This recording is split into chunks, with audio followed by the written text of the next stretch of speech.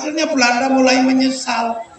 Bagaimana kalau Indonesia ini tidak dijajah dengan perang? Ternyata Belanda kalang kabut kalau perang dengan bangsa Nusantara. Akhirnya lapor anggota DPR-nya Belanda, anggota Volkskrant itu lapor kepada Belanda sana, namanya Van de Venter, lapor kepada Ratu Wilhelmina. Bagaimana kalau Indonesia ini bukan kita jajah dengan perang, karena kita bangkrut kalau terus perang dengan bangsa Indonesia. Mari kita jajah pengetahuannya. Caranya seperti apa? Sekolahkan anak-anak Indonesia ke Belanda. Makanya kalau di sini REK namanya Honda. Jadi nggak perlu gaduh. Yang datang di sini itu adalah orang Hindu. Islam datang dari Gresik, dari Madura, dari apa. Jadi nggak perlu gaduh. Makanya bangsa ini nggak usah gaduh, karena kalau gaduh kejadiannya berbeda. Maka biasa saja. Yang datang pertama itu Aqua. Makanya walaupun IBHI bikin merek air, tetap aja disebut Aqua. Jadi makanya Allah ya Gusti murah, Gusti kanjeng, Gusti ketut. Ini sama kan ada Gustinya. Nah kalau tinggal saya nggak pakai T, tinggal Gus. Iya makanya dulu ramai kalau saya gocol-gocolkan sama Bukit Rokokan dulu, sama Gus Dur. Ini kayak. Nah kalau di sini Gusti, ini Gus. Nah, makanya yang datang belakangan biasa aja. Seluruh pompa air kalau di sini namanya Sanyo. Walaupun Shimizu, walaupun nasional kan datangnya telat dia. Iya kan? Makanya nggak usah heran kalau seluruh pembalut namanya Softtek.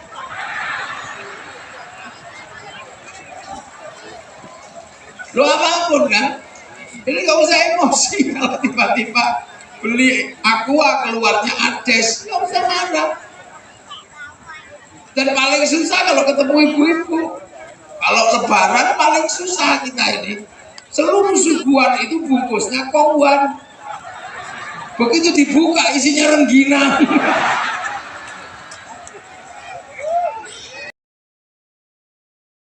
Nah, makanya kalau di sini REK namanya Honda. Jadi nggak perlu gaduh. Yang datang di sini itu adalah orang Hindu. Islam datang dari Gresik, dari Madura, dari apa. Jadi nggak perlu gaduh. Makanya bangsa ini nggak usah gaduh, karena kalau gaduh kejadiannya berbeda. Maka biasa saja. Yang datang pertama itu Aqua. Makanya walaupun IBHI bikin merek air, tetap aja disebut Aqua. Jadi makanya Allah ya Gusti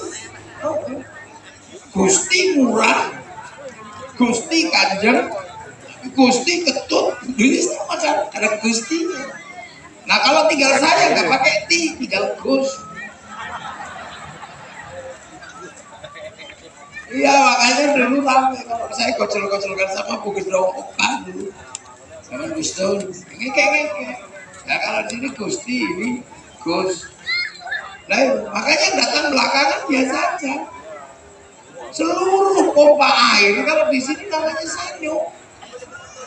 Walaupun Shimizu, walaupun nasional kan datangnya telat dia. Iya kan? Makanya nggak usah heran kalau seluruh pembalut namanya Softtek.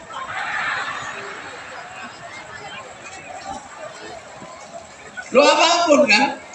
Jadi nggak usah emosi kalau tiba-tiba beli Aqua keluarnya Ades, nggak usah marah. Dan paling susah kalau ketemu ibu-ibu. Kalau lebaran paling susah kita ini. Seluruh suguhan itu bungkusnya kongguan. Begitu dibuka isinya rengginang. Yang sebagian timur masuk Portugis. Makanya Indonesia berperang melawan Belanda, Singapura, Malaysia dikasih kemerdekaan sama Inggris. Maka Singapura, Malaysia tidak pernah berperang melawan melawan Inggris, dia adalah bagian dari persemakmuran.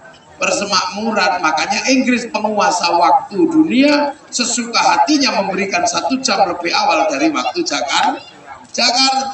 Makanya Singapura dan Malaysia waktunya lebih awal 1 jam dari waktu Jakarta. Dan itu sangat merugikan Indonesia karena bursa efeknya buka 1 jam lebih awal daripada bursa Jakarta. Maka jalan keluar terbaik untuk menghindari perang, dipindahlah ibu kota dari kawasan barat ke kawasan timur yang namanya ibu kota negara pindah ke Kalimantan Timur. Ini usaha negara. Dan ini nggak main-main sebenarnya. Cuman kalian lebih percaya sama Rocky Gerung, nah itu susahnya. Ini negara. Loh, makanya Indonesia waktu itu nggak bisa. Ketika dikuasai oleh kamar dagangnya Belanda namanya VOC. Kita punya identitas, kita punya anak-anak bangsa yang besok harus mengelola tanah airnya. Maka perang terjadi di mana. Dan Belanda sempat nyesel melakukan perang terus dengan anak bangsa Indonesia. Terakhir perang melanda dari Makassar sampai ujung Sumatera sana, yang akhirnya puncaknya adalah perang Jawa yang namanya perang Diponegoro. Akhirnya Belanda bangkrut, 2 juta gulden habis, 200.000 tentara terbaik Belanda habis. Akhirnya Belanda mulai menyesal. Bagaimana kalau Indonesia ini tidak dijajah dengan perang? Ternyata Belanda kalang kabut kalau perang dengan bangsa Nusantara. Akhirnya lapor anggota DPR-nya Belanda, anggota Volkskrant itu lapor kepada Belanda sana, namanya Van de Venter, lapor kepada Ratu Wilhelmina. Bagaimana kalau Indonesia ini bukan kita jajah dengan perang, karena kita bangkrut kalau terus perang dengan bangsa Indonesia. Mari kita jajah pengetahuannya. Caranya seperti apa? Sekolahkan anak-anak Indonesia ke Belanda.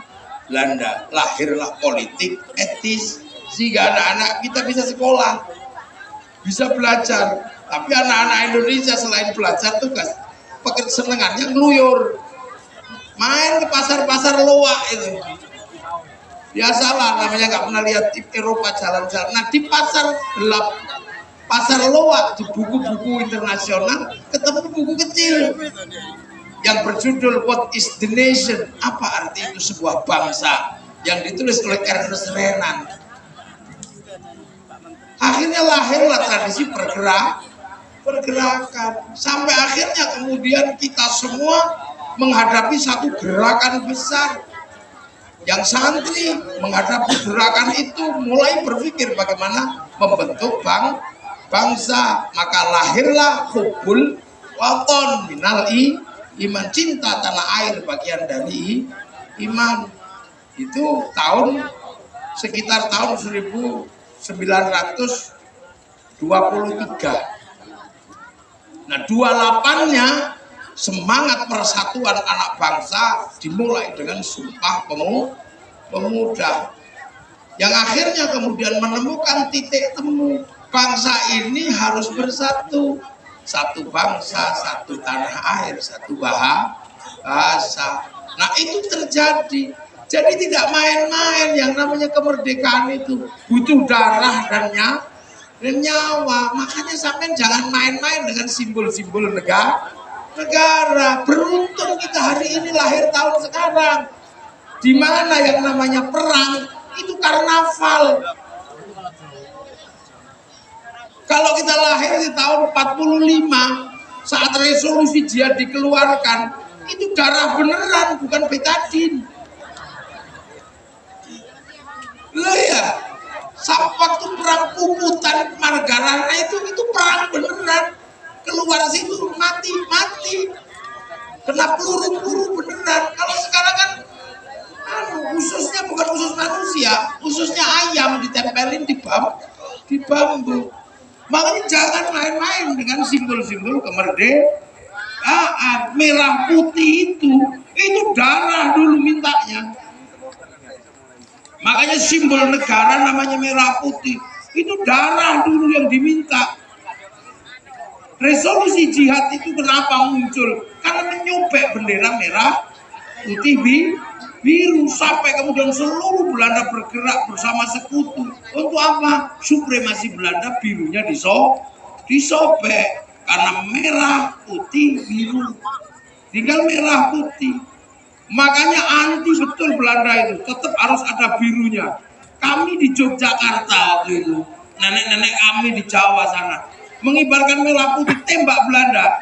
Maka merah putih dikibarkan di dalam rumah. Belanda curiga tiangnya dikasih tebu, masih curiga tiangnya dikasih pisang, masih curiga tiangnya dikasih kelapa, masih curiga tiangnya dikasih padi, masih curiga bahwa tumpeng sama ingkung. Makan besoknya. Begitu makan kata Belanda, oh cuman mau makan. Ribet bener orang Jawa. Tapi Belanda gak tahu ini simbol perlawanan. Makanan habis itu padi mengering, tebu mengering, kelapa rontok, pisang rontok, yang tersisa tinggal merah putih di dada kami anak-anak Indonesia. Makanya Surabaya begitu perang. Jadi merah putih yang kita pakai sekarang yang harganya kadang cuma 20.000, 25.000. Ini mana bendera merah putihnya ini? Mestinya ada besar merah putih dikibarkan. Itu simbol negara. Biar anak-anak nggak salah paham. Dikira lebih berharga bendera Filistin daripada bendera merah putih. Kamu pikir lebih berharga bendera Hizbut Tahrir yang bunyinya la ilaha illallah? Bukan itu benderanya Hizbut Tahrir. Kita punya merah putih, simbol perlawanan bangsa ini sampai kita punya kemerdekaan. Ini biar anak-anak muda nggak lebih hebat bendera Filistin. Filistin itu merdeka. Tapi kenapa ribut? Karena pasukan kemerdekaan setelah perang tidak rukun menjadi pasukan Filistin. Kita setelah perang kemerdekaan rukun dalam TNI Polri. Itu bedanya. Dia bangkitkan semangat Korea dari cerita-cerita, dari drama-drama. Modalnya apa? Meja makan sama air mata. Habis itu bangkit, makanannya laku, sampai akhirnya Korea menikmati nilai-nilai konversi ekonomi dari cerita-cerita tentang sejarah Korea. Sehingga orang Eropa kalang kabut. Saya ini generasi 90-an. Sangat suka dengan musik rock. Dulu ada musik rock, grup terbesar namanya Metallica. Konser terbesarnya di Moskow tahun 95 yang nonton 6 juta orang. Sampai ada yang mengatakan tidak mungkin sejarah dunia akan ada yang bisa mengulangi konser Metallica. Nggak ada. Perang dingin jebol, orang Eropa bisa berangkat ke Moskow, orang Amerika berangkat ke Moskow, 6 juta penonton, dan tiketnya ludis, kawal sampai pakai helikopter di atas. Itu menjadi kebanggaan terbesar konser musik. Bahkan Woodstock kalah. Tapi begitu daring, ada corona, diajar habis sama BTS. Sekali konser yang nonton 100 juta orang. Dalam 1 minggu 4 kali konser, selama sebulan 16 kali konser. Saya hitung dalam 1 tahun pemasukan dari BTS untuk Korea 1.250 triliun. Sementara kita semakin asik menjadi orang lain, rambut hitam di merah-merah. Akhirnya kita jadi LKMD, Londo Komeng Dasi. Kita mulai berasik ria bahwa kita bukan Indonesia. Ayam hidup di sini, gede di sini, begitu kuat disebut ayam Bangkok. Jambu tumbuh di sini, dikencingi anak-anak Banser, begitu gede disebut jambu Bangkok. Yang asli sini tinggal Arab Bali. Yang lain sudah bukan kita. Nah, ini tidak boleh dibiarkan karena semua bangsa sedang menata dirinya. Nah, ini kita di situ dulu perang, benar-benar perang, jadi nggak main-main. Amerika perang, semua perang, Cina perang. Jepang perang, dan perangnya serius, pakai kungfu, pakai ilmu silat. Makanya sekarang sisa-sisa perguruan perang masih ada, perguruan silat. Kalau NU punya pagar Nula, itu sisa-sisa dunia kemerdekaan. Ya, tapi yang hitam-hitam sudah berubah menjadi bagian dari aparatur keamanan Indonesia. Bajunya seperti baju TNI, Polri, namanya Banser, untuk mengingat bahwa kalian punya bangsa. Nah, ini kan penting. Nah, ini yang kadang sudah mulai dilupakan. Sementara sehebat apapun hari ini, kita ini nggak pernah bisa melewati bangsa orang. Se-Eropa apapun kamu, ketika melintasi Inggris, kamu pasti ditanya pasportmu mana. Se-Arab apapun lidah kita berbahasa Arab, ketika melintasi Saudi, kita ditanya pasportmu mana. Makanya perintah Tuhan kalah sama negara. Haji itu perintah Tuhan, tapi kalau Saudi tidak mengeluarkan visa, kita tidak bisa berangkat. Artinya apa? Kamu jangan main-main batas negara, bahwa kita punya Indonesia, kita punya bangsa Indonesia. Makanya mari kita jaga. Loh, makanya santri menjaga bangsa ini menjadi wajib hukumnya. Karena apa? Islam dari awal sudah mengajarkan jaga keamanan bangsa dan negara. Makanya wattini wazzaitun wa turi sinina wa hadzal baladil amin. Demi buah tin, simbol Nabi Nuh, wazzaitun simbol Nabi Musa, Nabi Isa, Nabi Ibrahim, wa turi sinin simbol Nabi Musa, simbol Nabi Muhammad apa? Wa hadzal baladil amin. Dan demi keamanan bangsa dan negara. Untuk apa? Menjaga laqad khalaqnal insana fi ahsani. Tapi manusia yang baik ini tidak boleh rusak, harus dijaga. Cara menjaganya seperti apa? Hanya dengan keamanan, manusia tidak saling bunuh, tidak saling tikam. Dan kebaikan manusia menjadi sempurna kalau dia punya iman dan kelakuan baik. Makanya kelakuan baik harus dijaga. Karena kelakuan baik kalau dijaga, manusia akan terjaga, tidak rusak. Tapi manusia akan rusak, agama kebaikan akan rusak kalau tidak dijamin oleh keamanan bangsa dan negara. Kenapa? Arab ributnya luar biasa, manusianya baik, agamanya baik, tapi ketika keamanan bangsa Suriah tidak ada, manusianya rusak, bunuhan. Makanya kiai jaga akhlaknya, jaga persatuannya. Tentara, polisi jaga keamanan bangsa dan negara. Hindu menjaga manusia agar tetap baik, Islam menjaga agar tetap baik. Tapi ketika orang Hindu, orang Islam melihat ada sesuatu yang mengganggu manusia, baik pendeta, pedanda, nggak boleh bersikap. Bersikap apa? Nggak boleh mengambil hukum. Yang boleh mengambil hukum adalah aparatur baladil amin, TNI, Polri, dan aparatur negara. Ini makanya menjadi penting. Maka membangun konsep baladil amin, itulah konsepnya Rasulullah. Makanya Islam santai sekali ketika melihat, loh ini gimana sih kok berbeda, loh, nah ini dunia memang isinya perbedaan. Makanya kita menggunakan konsep hidup bersama, berbeda-beda tapi saling bertanggung jawab. Apa konsep itu? Bhinneka Tunggal Ika adalah konsep yang ada di sini. Kaum muslimin mengambil konsep kullukum ra'in wa kullukum mas'ulun an ra'iyati. Kalian semua adalah para pemimpin yang harus hidup saling bertanggung jawab. Makanya Indonesia menggunakan konsep ra'iyah. Ra'iyah itu apa? Konsep hidup berbeda tapi saling bertanggung jawab. Konsep ra'iyah itulah yang sekarang diserap ke bahasa Indonesia menjadi rakyat. Jadi rakyat itu ra'iyah. Jadi makanya jangan suka mengkafirkan orang, karena ra'iyah itu hidup berbeda tapi saling tanggung jawab. Satu-satunya bangsa muslim besar di dunia yang sanggup mengambil kalimat ra'iyah untuk membimbing warga bangsanya hanya Muslim Indonesia.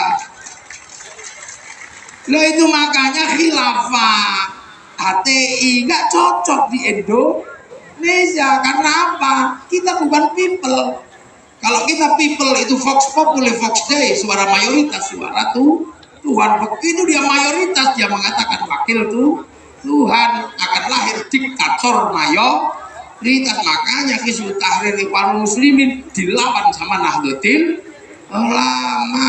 Karena Nahdlatul Ulama dengan konsep ra'iyah bisa hidup berbeda tapi saling tanggung jawab. Kita juga bukan komunis. Komunis itu proletar. Proletar itu kalau ngumpul melahirkan kekuasaan proletar, namanya diktator proletar. Lihat, karena kita konsep ra'iyah, maka sekuat apapun tidak akan pernah menjadi diktator mayoritas. Jadi harus dipahami ini